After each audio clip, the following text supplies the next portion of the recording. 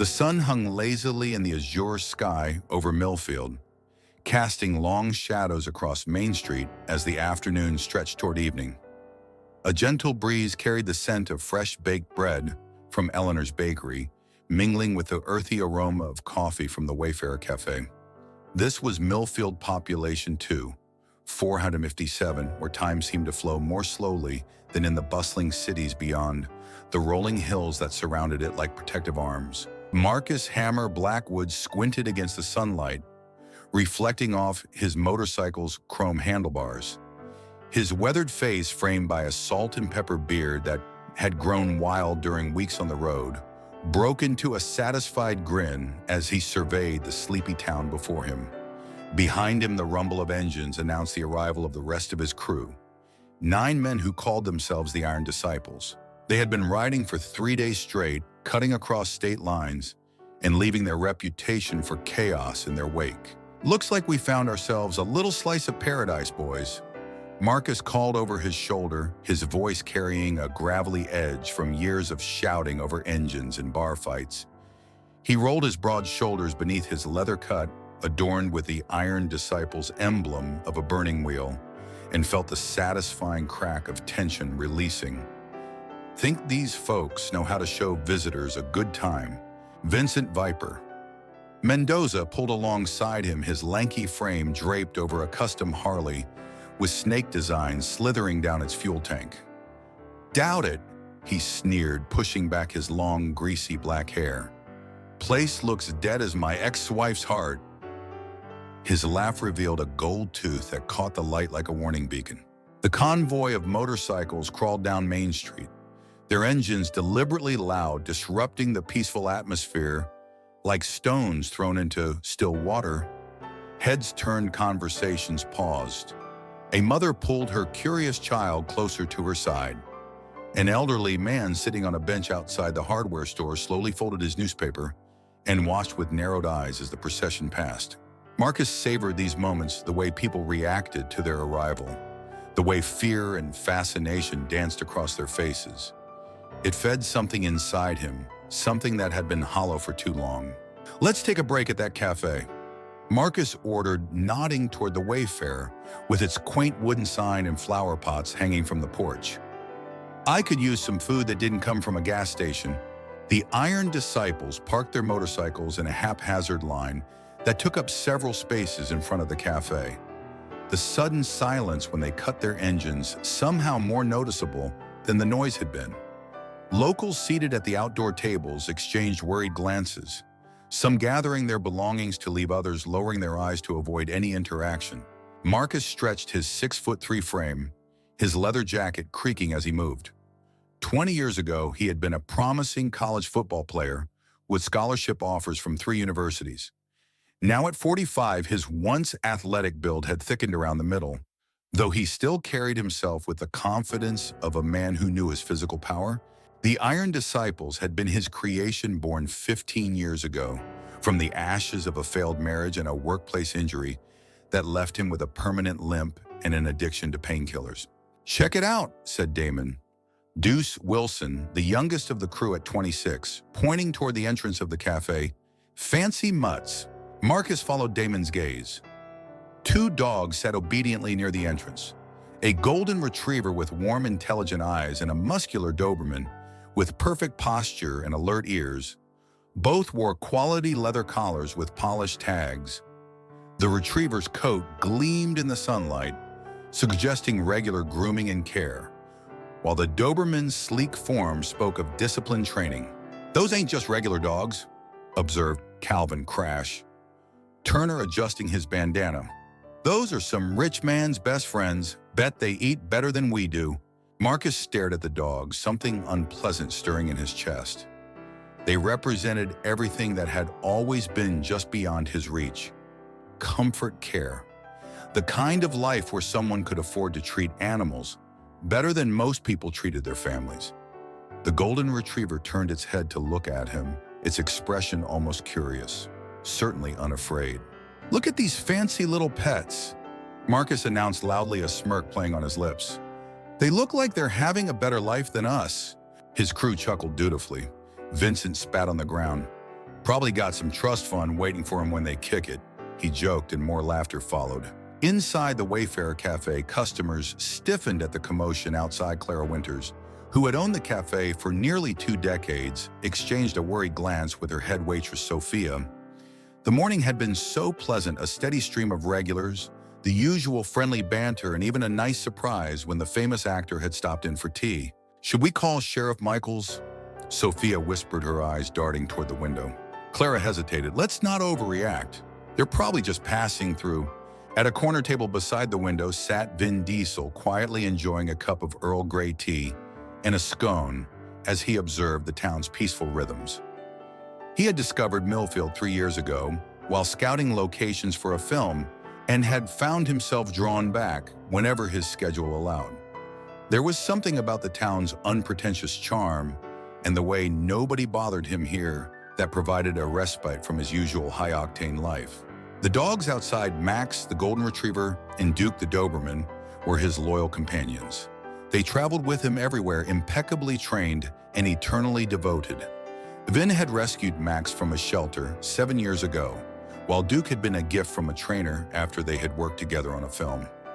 Both dogs had their own Instagram accounts with millions of followers, though Vin himself maintained a more private presence on social media.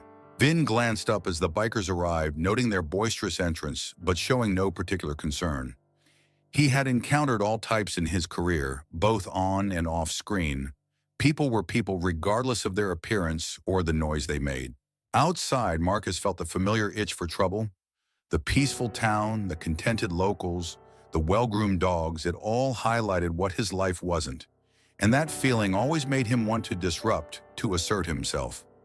Without fully thinking through his action, he stepped closer to the Golden Retriever and nudged it with his heavy boot.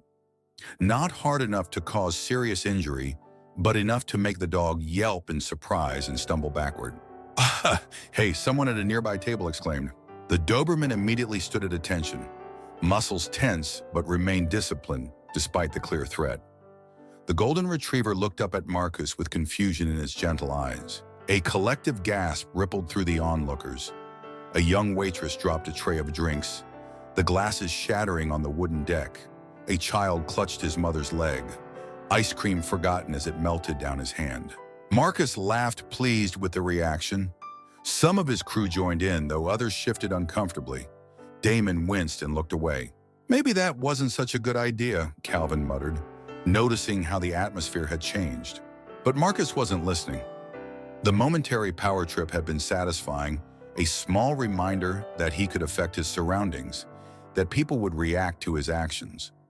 What Marcus didn't realize was that the dog's owner had witnessed everything from his quiet corner in the cafe. Inside, Vin Diesel had been midway through sipping his tea when he heard Max's yelp.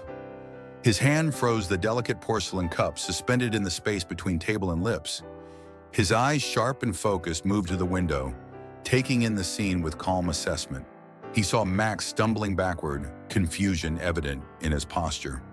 He saw Duke standing guard, restraining himself despite his protective instincts. And he saw the bearded man in the leather jacket laughing, surrounded by his crew. Clara approached Vin's table hesitantly. "I'm so sorry about that, Mr. Diesel," she said, her voice low. "Should I call the sheriff?" Vin carefully placed his cup back on its saucer with a soft clink. "No need," he replied, his voice measured and calm. He stood slowly, straightening his simple gray t-shirt. "I'll handle it." Clara's eyes widened slightly. Everyone in Millfield knew Vin Diesel was no ordinary actor. His film showcased genuine physical prowess, and rumors around town suggested he maintained rigorous training regimens even when not filming. Still, confronting a gang of bikers alone seemed unwise, even for someone with his capabilities. "Be careful," she whispered as he moved toward the door. "Those men look dangerous." Vin gave her a small, reassuring nod. "So am I," he said quietly. Outside, Marcus was still chuckling when he noticed a change in the atmosphere. The townsfolk who had been watching in horror were now exchanging knowing glances. Some even had small smiles forming on their lips. Vincent noticed it too. "What's going on?" he muttered. The answer came in the form of steady footsteps on the wooden porch of the cafe. A door swung open and a man emerged, average height, but with a presence that seemed to command the space around him. His build was solid and defined his movements economical and precise. Nothing about him was flashy or exaggerated, yet he immediately became the center of attention. Vin Diesel stepped into the sunlight, his eyes finding Marcus with unerring precision. Marcus felt something unfamiliar stir in his gut, a warning signal that his brain refused to process. Instead, he puffed out his chest slightly, standing taller. "Something wrong, pal?" He called out, his voice deliberately casual. The two dogs immediately perked up at Vin's presence. Max moved toward him, staying slightly behind his leg, while Duke remained alert, watching the bikers with newfound intensity. Vin didn't immediately respond. He walked forward with unhurried steps until he stood a few feet from Marcus. His expression remained neutral, but his eyes held a focused intensity that made several of the Iron Disciples shift their weight nervously.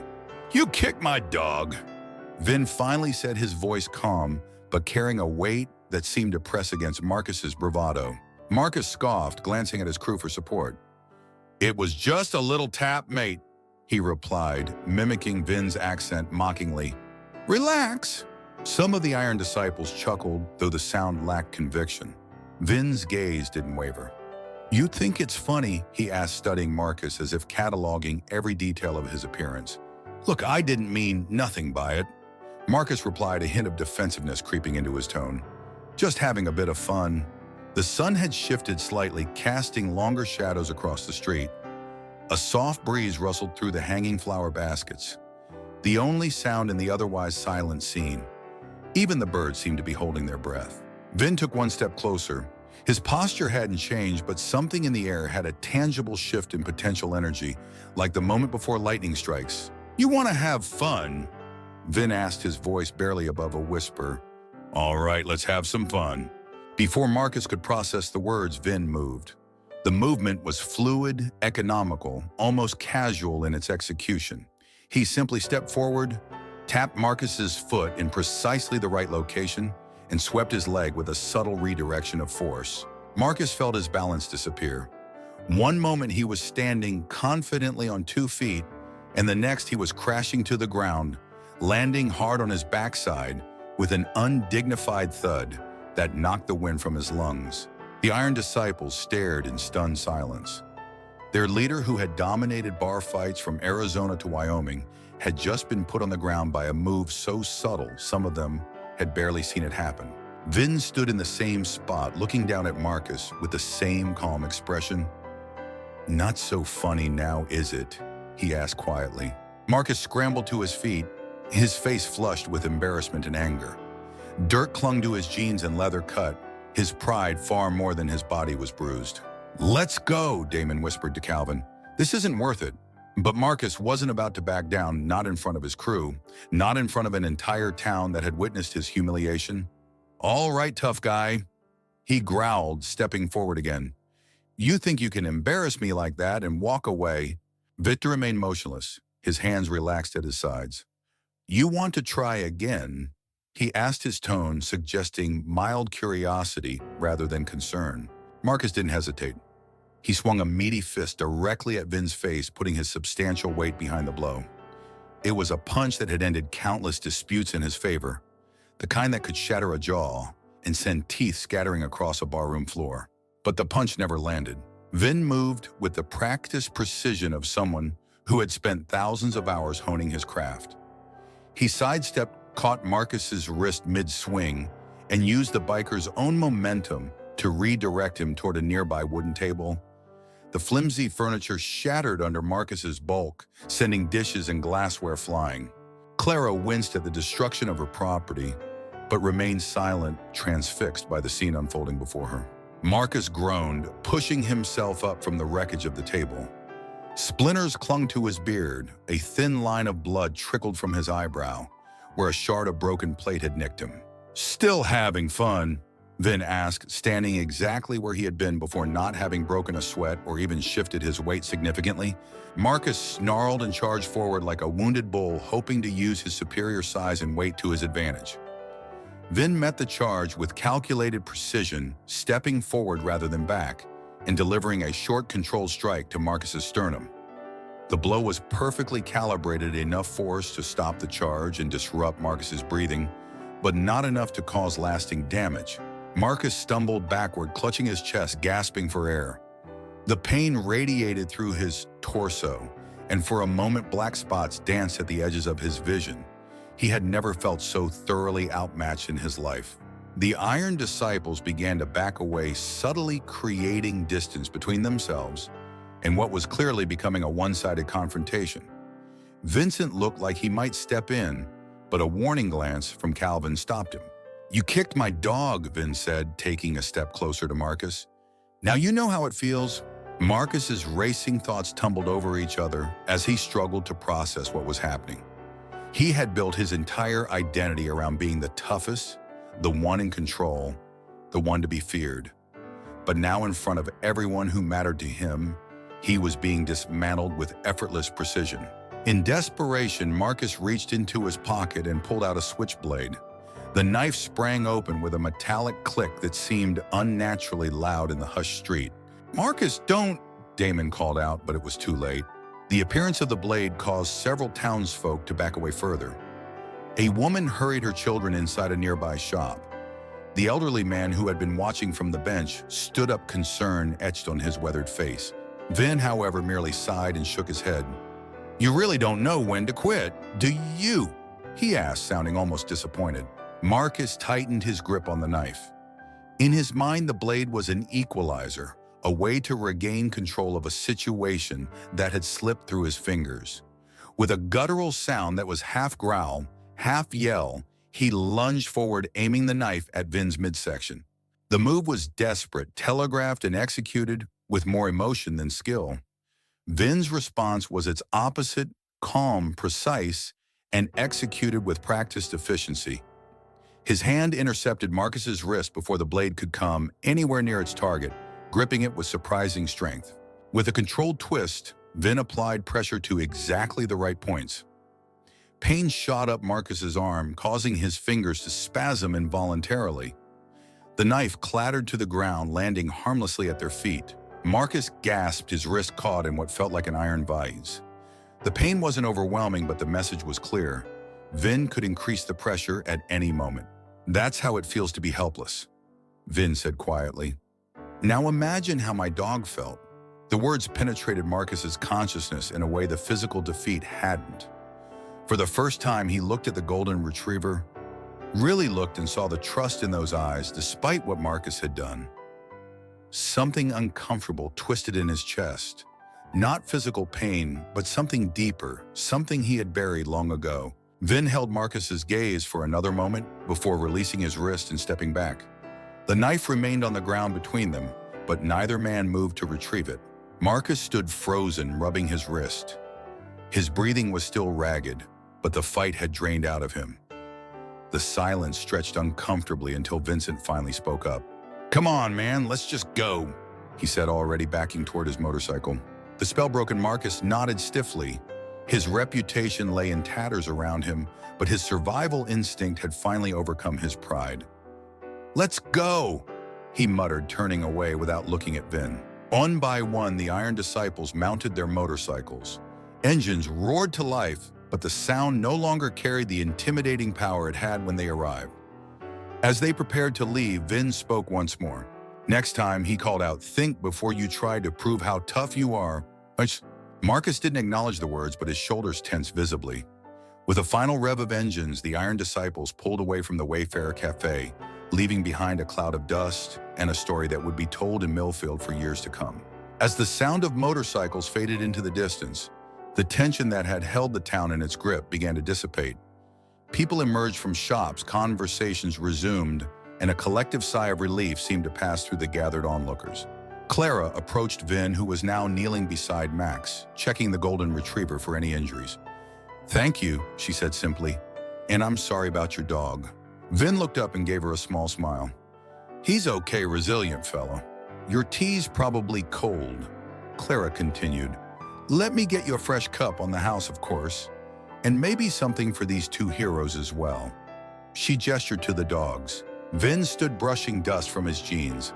"Thank you, that would be nice." As Vin followed Clara back into the cafe, the townspeople watched with admiration. The dogs trotted beside him, Max's tail wagging as if nothing had happened, Duke maintaining his dignified posture.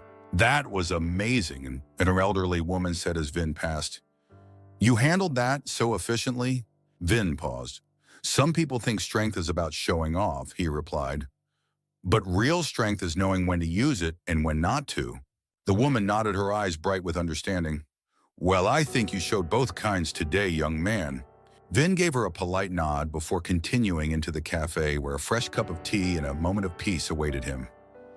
Behind him, the town of Millfield began to return to its regular rhythm, though now with a new story to tell, a story about a quiet man with quiet strength who had taught a valuable lesson without saying very much at all. Miles away, the Iron Disciples pulled into a roadside gas station. The mood was somber, the usual post-ride banter conspicuously absent. Marcus sat on his motorcycle, staring at nothing in particular, replaying the confrontation in his mind. "You okay?" Calvin asked, approaching cautiously.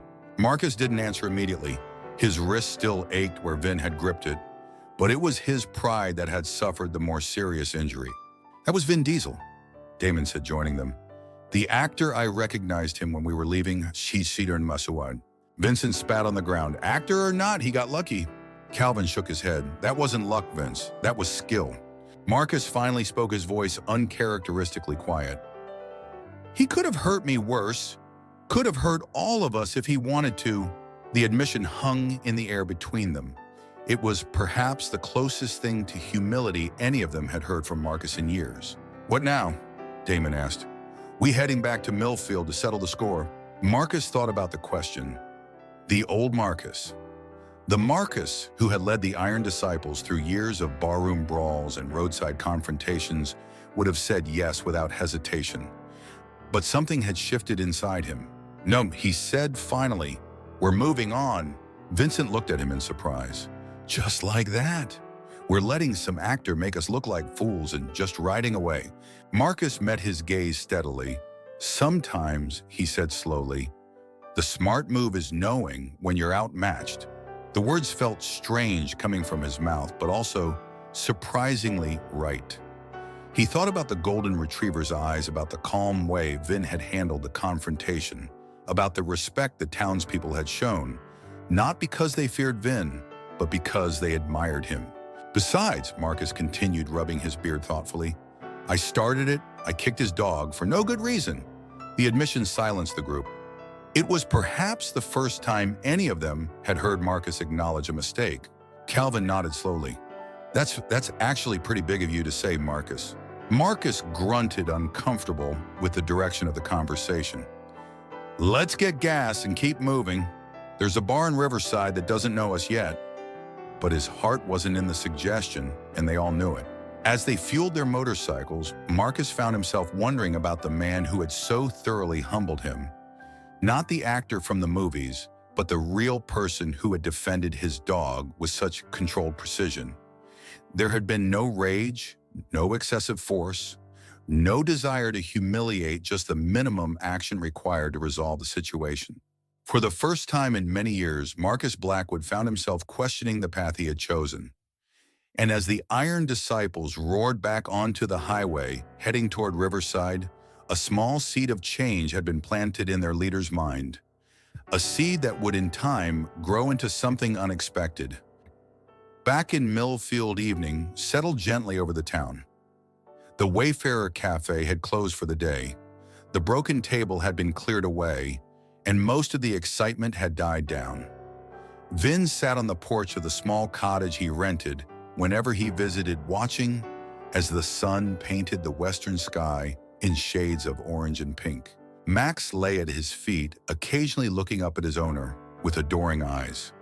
Duke sat more formally beside the porch steps, his posture still alert even in repose. Clara approached carrying a covered dish. "I thought you might enjoy some home cooking," she explained. "After the excitement today, I figured you wouldn't want to go out." Vin smiled and gestured to the empty chair beside him. "Thank you. Would you like to join me?" Clara hesitated, then nodded. Just for a minute, I should get back home soon. My grandson is staying with me this week. She settled into the chair, placing the dish on the small table between them.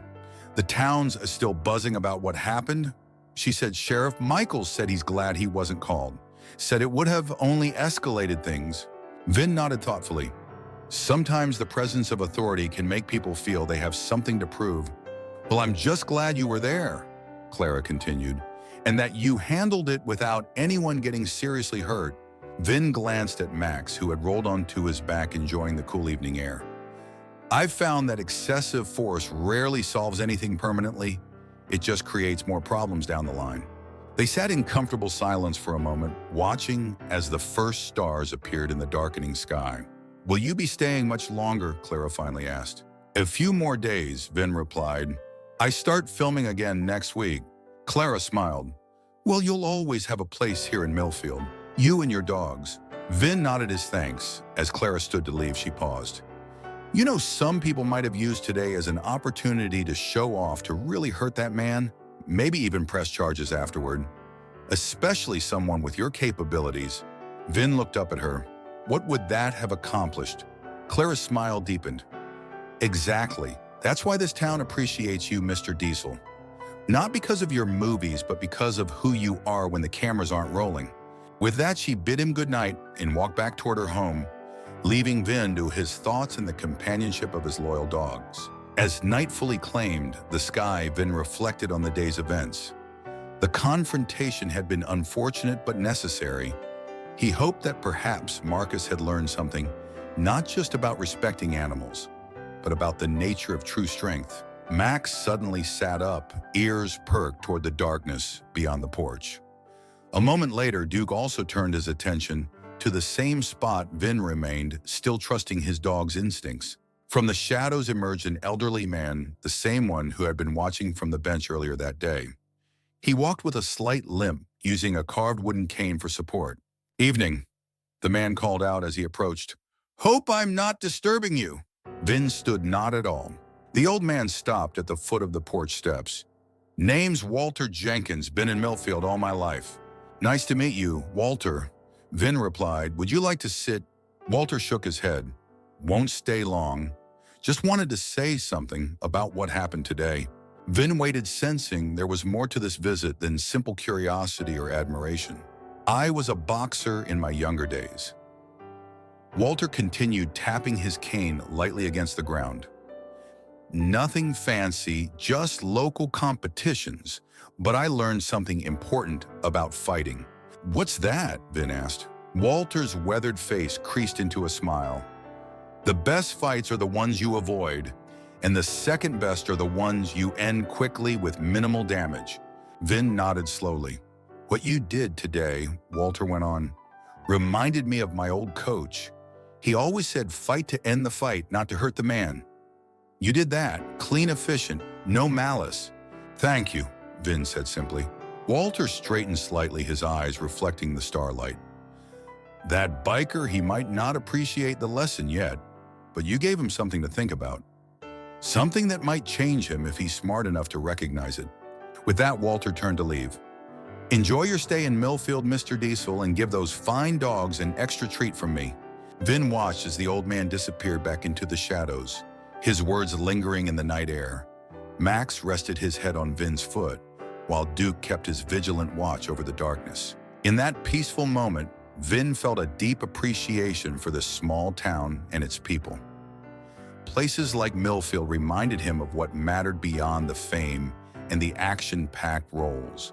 Genuine connections, quiet strength, and the simple joy of sitting on a porch with loyal companions as the stars emerged overhead. Tomorrow would bring another day in Millfield, and soon after he would return to the demanding world of film sets and publicity tours. But for now, this moment was enough, a perfect conclusion to an imperfect day. Marcus Blackwood's path to becoming Hammer, the feared leader of the Iron Disciples, had been paved with disappointments and misplaced anger. Growing up in a blue-collar neighborhood in Detroit, he had been a promising athlete with dreams of escaping his circumstances through football. His father, a factory worker with a drinking problem and a sharp tongue, had never believed he would amount to anything. "You think you're special? You're just another Blackwood boy. We work with our hands until they break, then we die. That's our legacy." But Marcus had been determined to prove him wrong through sheer force of will and natural talent. He had earned a full scholarship to a state university, the first in his family to attend college. The future had seemed bright, full of possibility. Then came the knee injury during his sophomore year, a brutal hit during a rainy game that tore his ACL, MCL, and meniscus. 3 surgeries later, his football career was finished before it had truly begun. The college that had once celebrated him now treated him as a liability. His scholarship contingent on his athletic performance was reduced to the point where he could no longer afford to continue his education. He dropped out and returned home, limping back to the neighborhood he had been so determined to escape. His father's response had been predictable, a mixture of "I told you so" and thinly veiled satisfaction that his son hadn't risen above his station. After all, Marcus found work at the same factory where his father had spent 30 years, the daily physical labor exacerbating his knee injury until every step was accompanied by pain. The prescribed painkillers became his constant companion. At first, they simply made work bearable, but soon they became necessary just to get through the day. When a doctor refused to refill his prescription, Marcus found other sources. The factory accident, a press that crushed 3 fingers on his right hand, led to more pain, more drugs, and eventually his termination.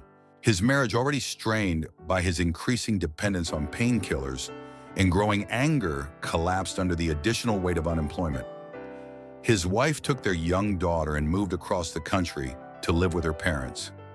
The divorce was quick, the separation permanent. It was during this low point that Marcus first encountered the freedom of the open road. A childhood friend who had joined a motorcycle club suggested riding as therapy. Can't feel the weight of the world when you're feeling the rush of the wind? The motorcycle, a beaten-up Harley he purchased with his last severance check, became his escape. The first time he rode with a group, the sense of brotherhood and belonging filled a void he hadn't acknowledged. On the road, his past didn't matter. His failures were left behind in the dust. The only thing that mattered was the respect he commanded in the present moment. The formation of the Iron Disciples hadn't been planned. It started with Marcus and 3 others who found themselves outcast from larger clubs due to their volatile temperaments. They created their own rules, their own brotherhood. Marcus, with his imposing size and willingness to be the first to throw a punch, naturally emerged as the leader. Over the years, the Iron Disciples grew in number, though never exceeding 12 members at any given time. Their reputation spread through the Midwest, not as one of the major outlaw motorcycle clubs, but as a group to be wary of. Nonetheless, they weren't sophisticated enough to be involved in organized crime, but they left their mark through bar fights, intimidation, and occasional small-town terrorism, like what they had attempted in Millfield. For 15 years, this had been Marcus's identity. He was Hammer, the man who struck first and asked questions never, the man who could walk into any dive bar and command immediate respect, or at least immediate fear. The man who had transformed his personal failures into a form of power, however twisted. Now, as the Iron Disciples rode toward Riverside, Marcus found himself questioning that identity for the first time since its creation. The confrontation with Vin Diesel had done more than bruise his ego. It had cracked the foundation of how he saw himself in the world. The highway stretched before them, endless asphalt cutting through golden fields that caught the late afternoon sunlight.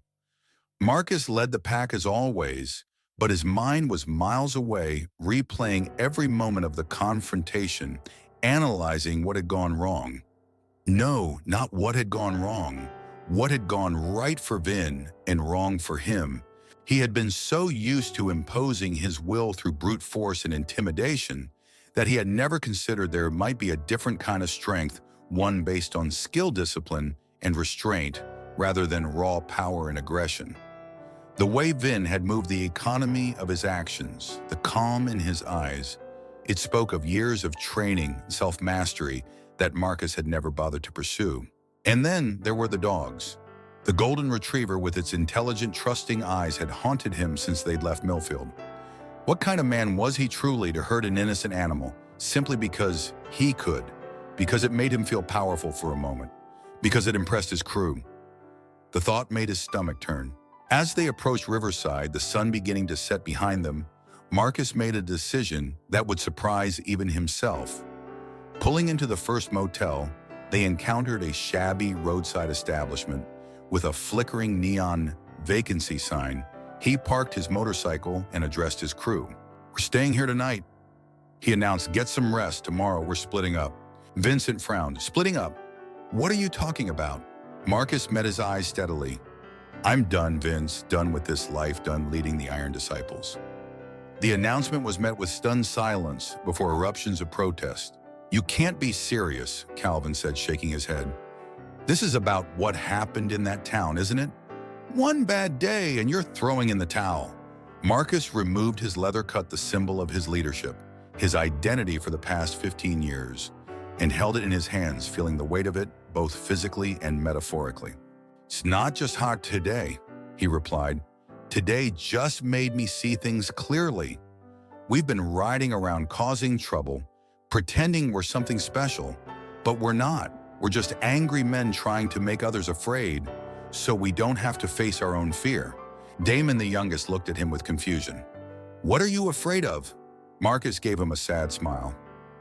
"Of being nothing, of having nothing, of meaning nothing when it's all over." He gestured to the group. "Look at us. What do we have to show for all these years? A bunch of stories about fights we won, people who cross the street when they see us coming. That's not a legacy, that's just fear." Vincent snorted. "Listen to yourself. One guy hands you your ass and suddenly you're all philosophical. You're Hammer, you're our leader. Act like it." Marcus shook his head. "Not anymore, I'm going back." "Back where?" Calvin asked. "To Millfield." Marcus replied, "I've got something to make right." With that, he turned away from his crew for the last time, carrying only what he needed for the journey ahead.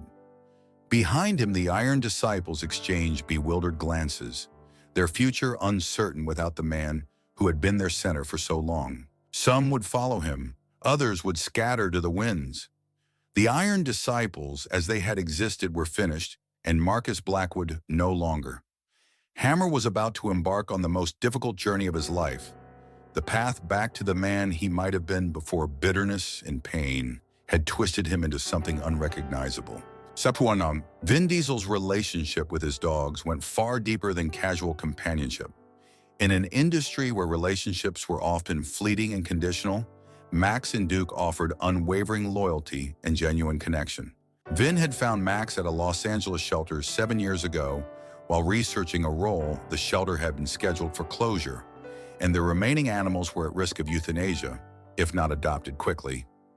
Max, then a 2-year-old golden retriever with sad eyes and a nervous disposition, had been surrendered by his previous owners when they moved to an apartment that didn't allow pets. Something about the dog's dignified demeanor, despite his circumstances, had resonated with Vin. Max wasn't making a spectacle of himself like some of the other dogs frantically barking for attention. He simply sat in his kennel, watching with intelligent eyes, his golden coat dulled by stress, but his spirit intact. The shelter worker had been shocked when Vin Diesel, yes, that Vin Diesel, had pointed to Max's kennel and said simply, "That one." She had tried to steer him toward puppies or more photogenic dogs, but Vin had been adamant. "He and I understand each other," was all he would say. The first few months had been challenging. Max had been wary, expecting to be abandoned again. He followed Vin everywhere, afraid to let him out of sight, sleeping pressed against the bedroom door when not allowed on the bed. Slowly, with patience and consistent care, Max had begun to trust again. The transformation had been remarkable, from a nervous, clingy dog to a confident, joyful companion with an old soul's wisdom in his amber eyes. Duke the Doberman had come into Vin's life 3 years later through Trent Miller, a professional dog trainer who had worked with Vin on a film that required extensive canine action sequences. Trent had rescued Duke from an illegal dogfighting operation that had been shut down by law enforcement. Unlike the other dogs rescued in the raid who had been abused and trained for violence, Duke had been a prospect, a young dog being evaluated for his fighting potential. Trent had seen something special in the young Doberman, an intelligence and temperament that suggested he could be rehabilitated before the fighting instinct was fully ingrained. He had taken Duke into his specialized program for difficult cases, impressed by the dog's capacity to distinguish between training and real-world situations. When the film wrapped, Trent had approached Vin. "There's something about Duke that reminds me of you," he had said. "Disciplined, focused, but with a gentle heart underneath a tough exterior. I think you two would be good for each other." Duke had integrated seamlessly into Vin's life, forming an immediate bond with Max. The two dogs, so different in temperament and appearance, complemented each other perfectly. Max brought playfulness and affection, while Duke contributed discipline and protective instinct. Together, they created a balanced energy that made Vin's often hectic life feel grounded and whole. Both dogs traveled with him whenever possible. They had their own passports, had visited more than 20 countries, and were welcome on most film sets where Vin worked. They had become minor celebrities in their own right, with fan pages dedicated to spotting them in the background of paparazzi photos or official events. What few people understood was how central these animals were to Vin's well-being. In an industry built on image and perception, Max and Duke provided something rare and precious: unconditional acceptance and genuine connection. They didn't care about box office numbers or critical reviews. They weren't impressed by fame or wealth. They simply responded to the core of who he was as a person, to the energy and intention he brought to each interaction. This was why Marcus's casual cruelty toward Max had necessitated a response. It wasn't about ego or machismo. It was about protecting a being who trusted him completely, who had no capacity to understand why someone would inflict pain simply for amusement. In that moment, Vin hadn't been an action star confronting a biker. He had been a guardian standing between harm and the innocent. As he sat on the porch of his rented cottage in Millfield, watching Max and Duke settle in for the night, Vin reflected on these connections. His life in Hollywood was filled with intense but often transitory relationships. Colleagues who came together for projects and then dispersed, friendships maintained through text messages between jobs. Romantic entanglements complicated by public scrutiny and conflicting schedules. But here in this small town, with these two loyal beings by his side, he found a simplicity and authenticity that felt increasingly precious. It was why he returned to Millfield whenever possible, why he maintained this quiet refuge away from the cameras and expectations. "We should all be so lucky," he whispered to the dogs, "to know exactly who we are and what matters." Max thumped his tail against the wooden porch in sleepy agreement. Duke's ears twitched at the sound of Vin's voice alert, even in repose. Tomorrow would bring decisions about the next project, calls from his agent, questions about schedules and contracts.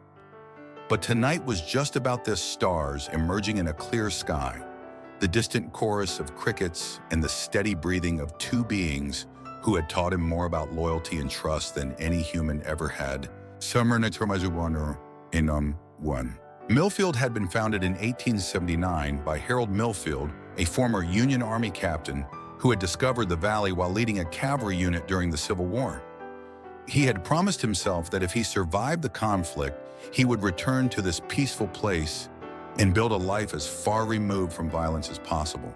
True to his word, Millfield had purchased 500 acres of land and established a community dedicated to agricultural prosperity and peaceful coexistence.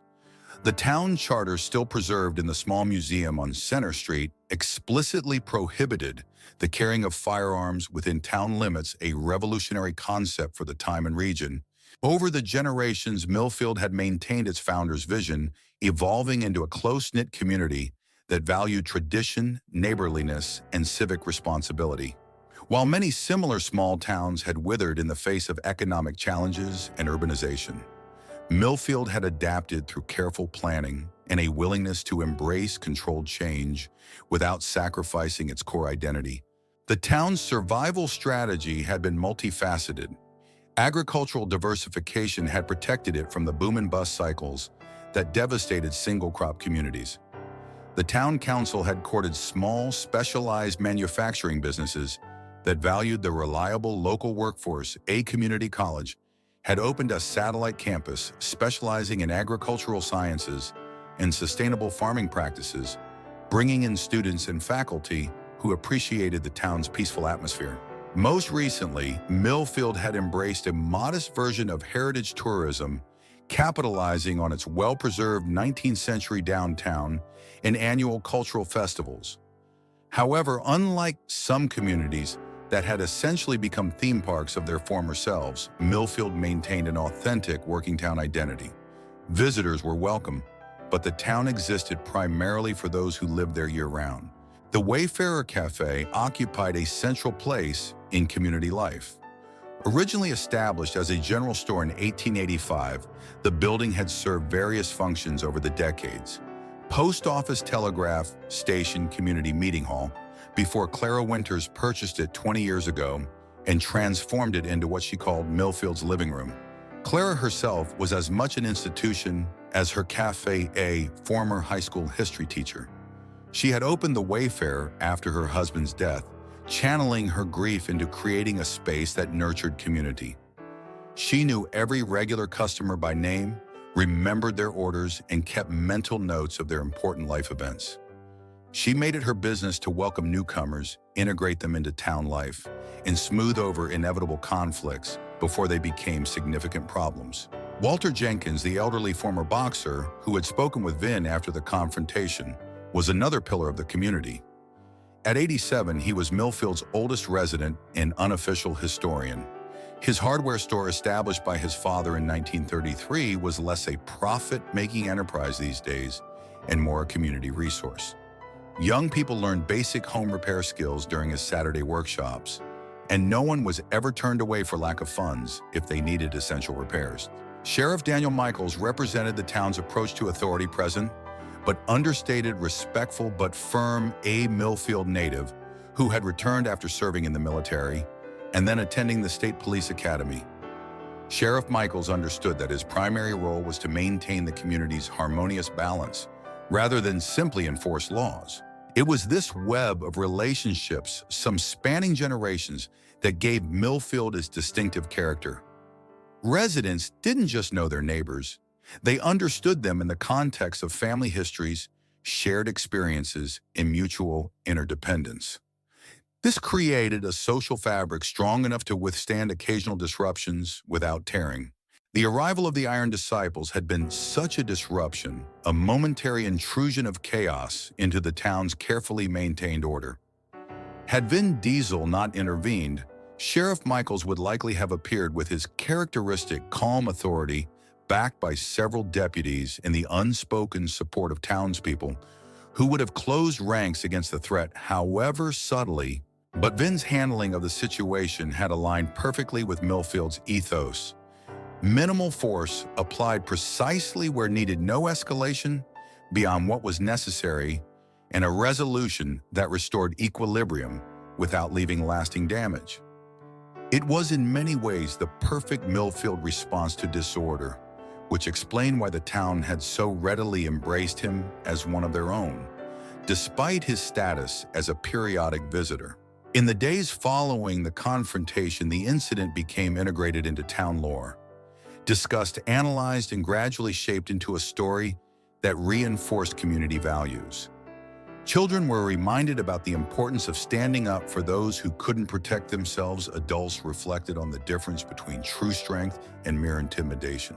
And everyone appreciated the reminder that sometimes the most effective response to aggression was calm, controlled competence rather than escalation. This was Millfield, a place defined not by geographical boundaries or administrative designations, but by a shared understanding of what community meant and how people ought to treat one another.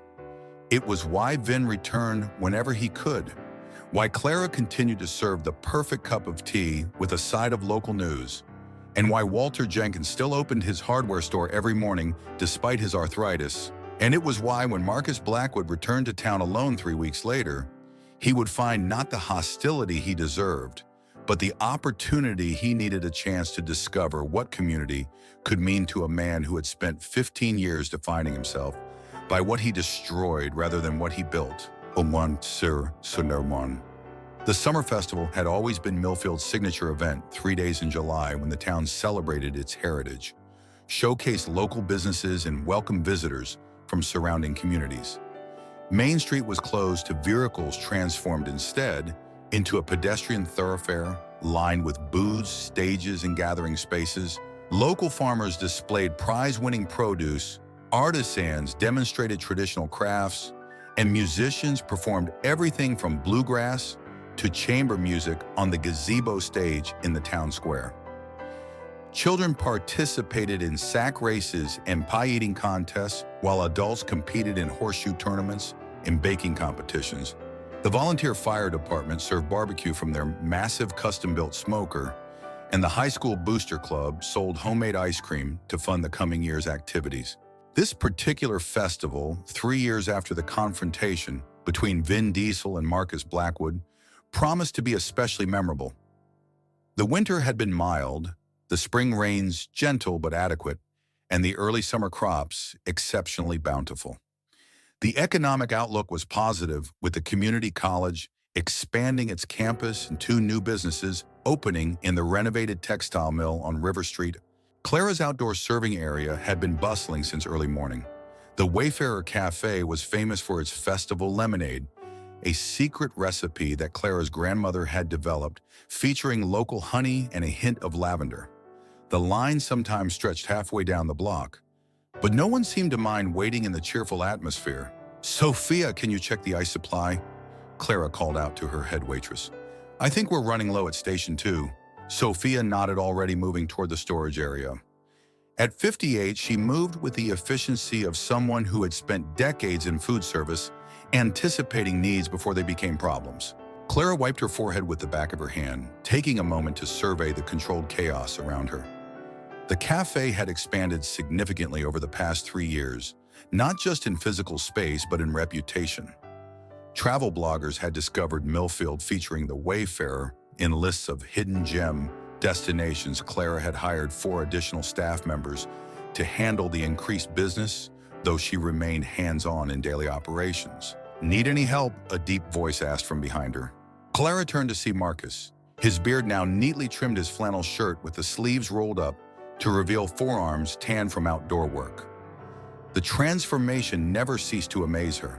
The man who had terrorized her cafe 3 years ago now served on the town council and coached the middle school wrestling team. "Always," Clara replied with a smile. "Can you take over the lemonade stand for a bit? Sophia needs a break." Marcus nodded and moved to relieve the tired waitress. His integration into Millfield life had been one of the more surprising developments of recent years. After returning to town alone, contrite and seeking to make amends, he had initially been met with understandable skepticism. But Walter Jenkins, always a good judge of character, had offered him temporary work at the hardware store, a position that had evolved into a partnership as Walter's health began to decline. Marcus had approached his redemption with the same intensity he had once brought to intimidation. He volunteered for community projects, donated his mechanical skills to repair playground equipment at the elementary school, and gradually earned the trust of people who had once crossed the street to avoid him. When he spoke at town meetings, people listened not because they feared him, but because they respected his practical knowledge and straightforward approach to problem solving. His most significant contribution had been establishing the Second Chance program at the community college, a scholarship fund for non-traditional students seeking to rebuild their lives after setbacks. Funded initially through his own savings and later supported by local businesses, the program had already helped 12 people earn vocational certifications. As Marcus expertly filled cups with lemonade and chatted with customers, Clara marveled at the unpredictable nature of human potential. If anyone had told her 3 years ago that the leader of the Iron Disciples would become a valued member of Millfield society, she would have dismissed the idea as absurd fiction. Yet here he was, his past not forgotten, but incorporated into a larger story of transformation. A sleek black car pulling into the designated festival parking area caught Clara's attention.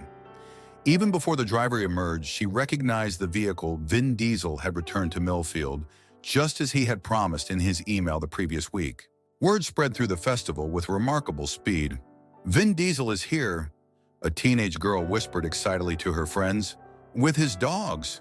Sure enough, as Vin exited the car, two familiar figures leaped out after him.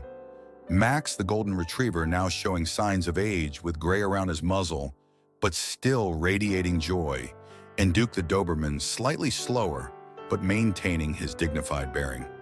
Both dogs seemed delighted to be back in Millfield, taking in the festival smells with obvious enthusiasm. Vin moved through the crowd with casual confidence, occasionally stopping to chat with townspeople he recognized from previous visits. He wore simple clothes, jeans, a plain t-shirt, sunglasses, clearly preferring to blend in rather than stand out. Children approached to pet Max, and Duke parents took discreet photos, but most gave him space, respecting the privacy he clearly valued. Eventually, Vin made his way to the wayfarer's stand. "Hello, Clara," he greeted with a warm smile. "Looks like I picked a good day to visit." "The best day," Clara replied, reaching down to pet Max. "The whole town's here. How long can you stay this time?" "A week, possibly 2. Vin answered, "I'm between projects that thought it would be good for all of us to have some downtime." He gestured toward the dogs, who were already receiving attention from nearby festival goers. Clara nodded toward the lemonade stand. "There's someone who might like to say hello if you're open to it." Vin followed her gaze, his expression remaining neutral as he recognized Marcus. After a moment of consideration, he nodded. "Lead the way." As they approached, Marcus looked up from serving a young girl her lemonade. When he saw who was approaching, he froze momentarily, the pitcher hovering above the cup. "Marcus, Clara said you remember Vin Diesel." Marcus carefully set down the pitcher and wiped his hands on a towel. "Hard to forget," he said, a hint of his old gruffness returning, though tempered with something new, respect. "I'll leave you two to chat," Clara said tactfully, moving away to help another customer.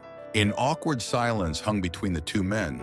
Max, perhaps sensing the tension, moved forward and nudged Marcus's hand with his nose. "He remembers you," Vin observed. Marcus looked down at the golden retriever, surprise and guilt crossing his features. "After what I did," Vin shrugged. "Dogs forgive more easily than people. It's one of their best qualities." Marcus hesitantly patted Max's head, receiving an enthusiastic tail wag in response. "I owe you an apology," he said, finally looking up at Vin. "What I did that day, it was wrong." "No excuses." Vin studied him for a moment before nodding. "Apology accepted." Just like that?" Marcus asked, surprise evident in his voice. "Would you prefer I make it difficult?" Vin replied, a hint of amusement in his eyes. Marcus shook his head. "No, I've been thinking about that day for 3 years, about what it taught me." "And what was that?" Vin asked, genuinely curious. Marcus considered the question carefully.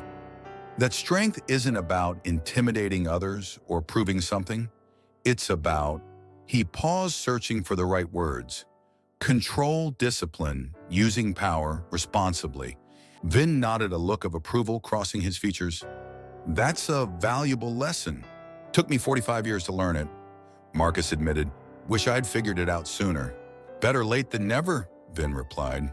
Another silence fell between them, but this one was more comfortable, the tension having dissipated. "Lemonade," Marcus finally offered, gesturing to the pitcher. "Thank you," Vin accepted. As Marcus poured the drink, he chuckled softly. "You know, your dogs have their own fan club in town now. The kids talk about them like they're celebrities." Vin smiled, glancing at Max and Duke, who were now receiving attention from several admiring children. "They handle fame better than I do." Marcus handed Vin the lemonade.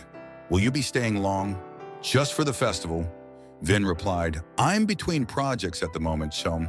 Marcus nodded, understanding. "Well, if you ever need anything while you're in town, hardware repairs, whatever, you know where to find me." Vin raised his cup in acknowledgement. "I appreciate that." As Vin moved on to enjoy the rest of the festival, Marcus watched him go, still somewhat amazed at how a brief confrontation had altered the course of his life so dramatically. He had come to Millfield as an angry man looking to assert his dominance, and had stayed to become something entirely different, a respected community member, a helping hand, someone who built things up rather than tore them down. Later that evening, as the festival wound down and the sun began to set over Millfield, Vin found himself sitting on a bench at the edge of the town square. Max and Duke rested at his feet, tired from a day of attention and excitement. Walter Jenkins approached his cane, tapping a familiar rhythm on the cobblestones. "Thought I might find you here," the old man said, easing himself onto the bench beside Vin. "Hey!" "Beautiful evening," Vin remarked. Walter nodded, his weathered face relaxed in the golden light of sunset. "Saw you talking with Marcus earlier?" "Yes," Vin confirmed. "He's changed." Walter chuckled. "That he has become one of our most valuable citizens, if you can believe it. Helps with everything from fixing the school roof to coaching Little League Armadillo." Vin smiled. "People can surprise you." "Indeed they can," Walter agreed. He leaned back, gazing thoughtfully at the sky. "You know, I've been thinking about what happened that day, about how you handled it." Vin waited, sensing there was more to come. "Most men," Walter continued, "would have used that moment to destroy him completely, to humiliate him beyond recovery, but you didn't." "It wasn't necessary," Vin replied simply. Walter nodded. "Exactly, and because you showed restraint, you gave him room to become something better." The old man gestured toward where Marcus was helping to take down one of the festival tents. "You didn't just win a fight that day, you changed a life." Vin considered this, watching as Marcus worked alongside the other volunteers, laughing at something someone had said. He did the changing himself. "True," Walter conceded. "But sometimes people need a wake-up call before they can see the need for change. You provided that." They sat in companionable silence as the last rays of sunlight painted the western sky in brilliant hues of orange and purple. Around them, Millfield prepared to close another day, another festival, another moment in its long history. "Will you come back next year?" Walter asked eventually. Vin looked down at Max and Duke, then out at the peaceful town that had somehow become a sanctuary for him. "Yeah, man," he said, "I think I will." Walter smiled, satisfied. "Good, this town's better for having you in it, even if it's just now and then." As stars began to appear overhead, Vin realized that Millfield had given him something just as valuable as what he had given Marcus, a place where strength wasn't measured by how much damage you could inflict, but by how much good you could do. A place where even the smallest actions could have profound consequences, rippling outward in ways no one could predict. And perhaps that was the true measure of quiet strength, not in dramatic confrontations or feats of physical prowess, but in the subtle, lasting impact one person could have on another through moments of decisive, principled action. In the years that followed, Vin Diesel would return to Millfield whenever his schedule allowed. Finding renewal in its unchanging rhythms and genuine connections, Max would eventually pass peacefully at the age of 14, mourned not just by Vin, but by the entire town, who dedicated a small plaque in the park to Max Diesel, a good dog who inspired goodness in others. Duke would gain a companion in Luna, a Doberman puppy from a rescue organization that Vin had begun supporting after his experience with Max. Marcus Blackwood would continue his unlikely journey, eventually taking over Walter's hardware store when the old boxer finally retired at 90. He would mentor young people facing challenges similar to those he had experienced, offering both practical skills and hard-won wisdom about the nature of strength, respect, and second chances. Clara's Cafe would expand again, becoming not just a local gathering place, but a destination that helped maintain Millfield's economic vitality without compromising its essential character. And the story of what happened that day when a biker kicked a dog and found himself facing quiet, disciplined strength rather than reactive violence would become part of Millfield's collective memory, a parable about the kind of community they aspired to be and the values they wished to preserve. In a world that often celebrated loud, showy displays of power, Millfield remained a testament to the enduring impact of quiet strength, the kind that didn't need to announce itself, that responded rather than reacted, that protected without destroying. The kind that, like Vin Diesel on that fateful day, knew exactly how much force was necessary, and more importantly, when to stop. It was a lesson worth remembering, a story worth telling, and a legacy worth preserving, not just for the people of Millfield, but for anyone seeking to understand the true nature of strength.